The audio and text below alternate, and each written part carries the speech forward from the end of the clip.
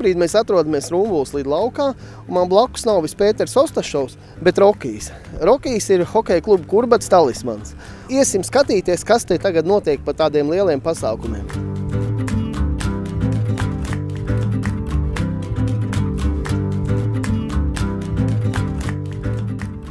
Pēc neilgiem meklējumiem mēs esam satikuši hokeja klubu bosu Andi un uzdosim viņam jautājumu. Rokij, prasa, kas te īsti notiek? Nu, kā jau jūs redzat, mēs esam sākuši beidzot savu sapņu celtni. Sāksim būvēt ledus hali, treniņu hali, 3 kārtās. No sākuma būs viena hale ar 1000 skatītāju vietām, pēc tam būs otra treniņu hale un pēc tam būs viesnīca, sporta viesnīca, jā. Kāpēc tieši Rumbulā?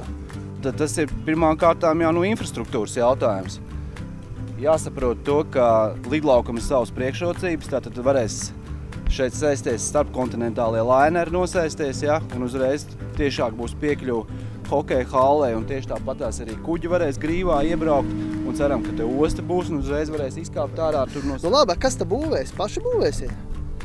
Nu, droši vien, jā. Nu, hokeja kluba no rīta puiši trenēsies Ogrē. Treniņš mums sākās 8, beidzās 9, pēc tam visus būvlaukumu. Un tā mēs, es domāju, sāksim. Jokus pie malas. Rokijs ātri vien spēja uzošināt patiesību un satiekam galveno projekta autoru, Ventu Grietēnu. Gribējām Ventam pavaicāt, Rokijs interesējās, cik halles jau esat uzbūvējuši?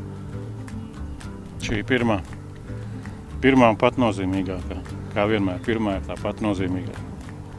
Nākamais, kuru mēs satiekam, ir atbildīgais būvprojekta vadītājs, pats Kristaps Pielēns Pelēns. 9 mēnešu laikā plānos nodot eksploatācijā hokeja halli, Kurbats, kas notiksies. To, es domāju, mēs visi labi zinām. Šobrīd darbi rit pēc grafika un maijā varēs slidot. Ja ziemas būs tādas, kādas pēdējās ziemas ir bijušas, kad ziema sākās janvārī, tad aizkavēšanās nebūs.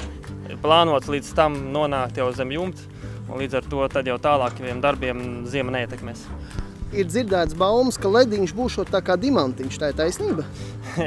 Citādāk būt nevar. Izrādās, viens hokejists atrodas gan, un tas ir Renārs Valters, kurš ir projekta vadītājs. Vienlaicīgi arī hokeja kluba Kurbats aizsargs. Vai tieši tāpat kā tu organizē aizsardzības līnijas balsts, tev izdosies arī vadīt šo projektu priekš tevs nozīmīgo?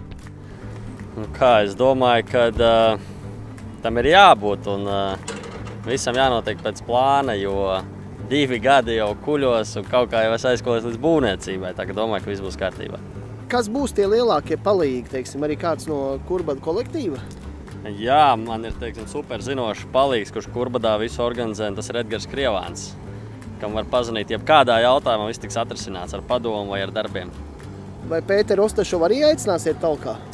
Es domāju, ka Pēteru Ostašovu mēs tieši tāpat ar padomu viņš vairāk palīdzēs. Nu, Pēterim ir jārok trenera kabīnē viss, tā ka...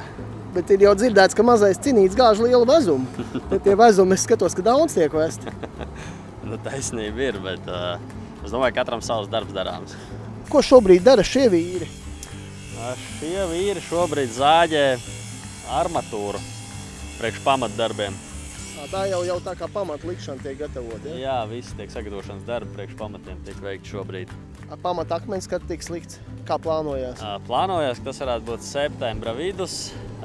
Būs svinīga kapsulas ierakšanas, tā kā ne ceremonija, bet pasākums. Nu, tā kā tāds mazs rautiņš. Nu, maziņš, jā. Rokijs prasa, kā, teiksim, viņa audžu vecāki bijušie un tā pārējie dārziņu iedzīvotāji, kā tie uztver? Es domāju, ka viņi ir nedaudz sašutuši, jo, teiksim, pēdējos 20 gados, nu, tad tikai naktīs drifts ir noticis un nekas vairāk. Un kā redzam, tad te esam bišķiņi norobežojuši viņiem to taisno gājēju taciņu. Tā ka viņiem maziņš līkumiņš jāuzmet, lai likt no dārziņiem apakaļ.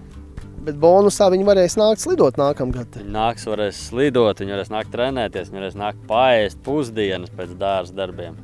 Varbūt pat curlingu spēlēt? Varbūt pat, bet diez vai. Nu, to viņi var darīt arī uz Daugavas. Jā, to mēs ziemā tepat uzliesim. Septembra beigās Rokijs vēlreiz nāk sapostīt būvlaukumu, lai paskatītos, kā tad darbi iet uz priekšu. Gaidiet nākamo sižetu.